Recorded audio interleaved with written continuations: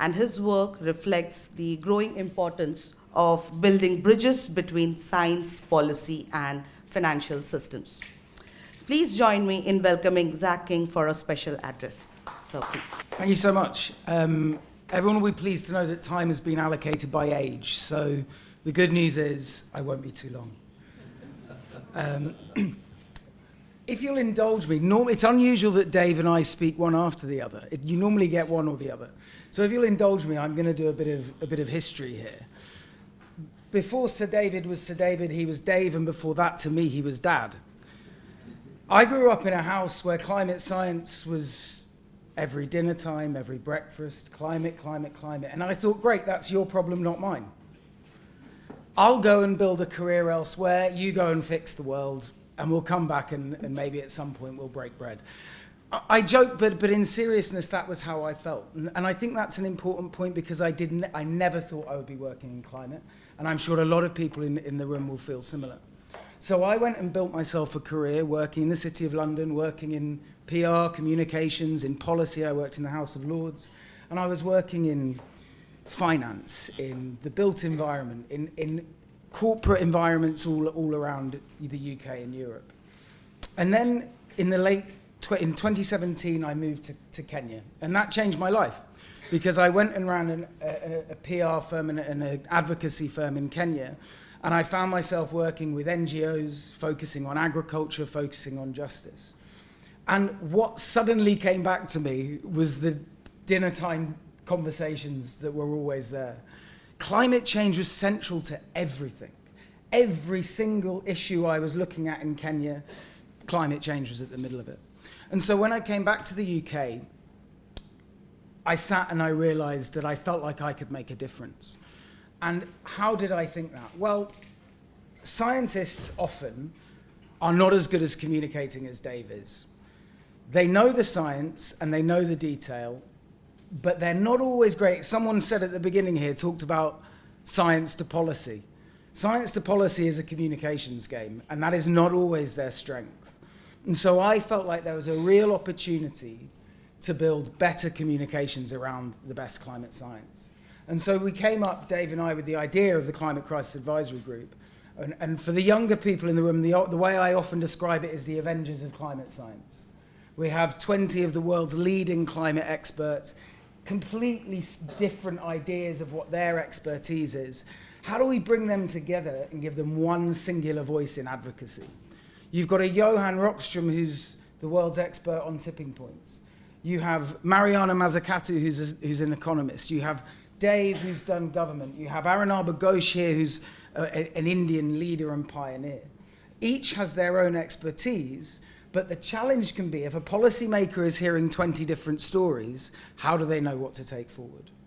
And so that was the exam question that I think I was set and that we have taken on together. And I don't think it's one we've completed yet, and I'm not sure we ever will, but it's certainly one we're trying. And I'll talk a little bit about how we've done that. We spent a lot of time building what I see as a platform for change. So we think about our theory of change in two ways. Can we influence policymakers at the highest level by taking the best science to them?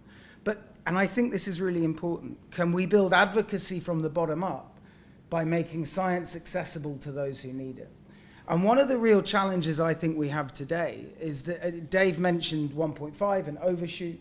One of the real challenges is that the reality of some of the ideas that Dave has even presented to you there are not just challenging outside the climate bubble, they're challenging within it. The reality of as we move beyond 1.5 degrees is that the levers we have to pull in response are really difficult. And what Dave and I and many of you I'm sure have faced is real challenges and the brakes being put up on by those who are in our team. And so what we have a job to do as a group of world-leading scientists is to be leaders, is to show them the way, is to explain how these things can work and can change the game. So we built this platform thinking about those two things, looking at digital engagement for that building the advocacy from the bottom.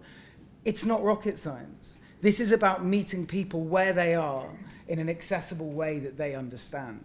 So that's by making great content on YouTube. It's by speaking to them in person. It's by being in the media whenever we can. And in the last 4 years, we've built a YouTube channel with 60,000 subscribers, 2 million views. We've been in the news more than 5,000 times in the last 5 years.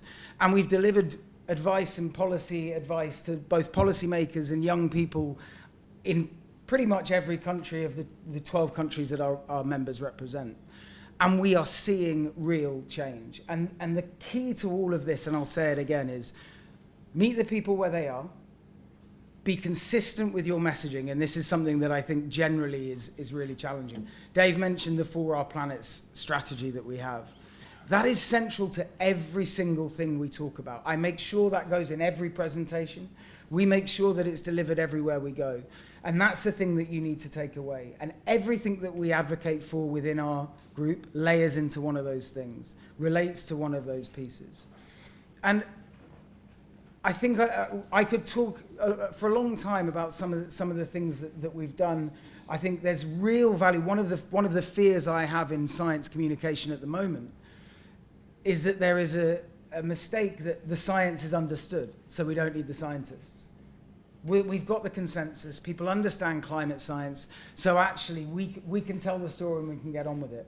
What I see every time I put a Dave or I put a Johan or I put whoever the scientist or an Aranaba in front of policymakers or young people, they move the needle like nobody else. Because their years of experience and their deep understanding, they can answer the challenges. And we have to never lose sight of that. Scientists play a critical role. We have to anchor our response to the climate crisis in science at every turn. So I'm not going to take up much more time. I want to leave with this thought, and I'll come back to where I started, which was I never wanted to be in the climate space, and here I am. And a lot of you, particularly the young people here, you'll be taking courses that put climate at the heart of justice, of law. A lot of you will not end up in the jobs that you perhaps thought you would when you started. And many of you will take careers that will take you in all sorts of different directions, different countries, you could be anywhere. Don't lose sight of climate justice, because it's relevant everywhere you go. It's relevant in every single job. And you can be the spear carrier for social justice through climate justice in whatever you do. So this has just been an absolute honor to speak to you all.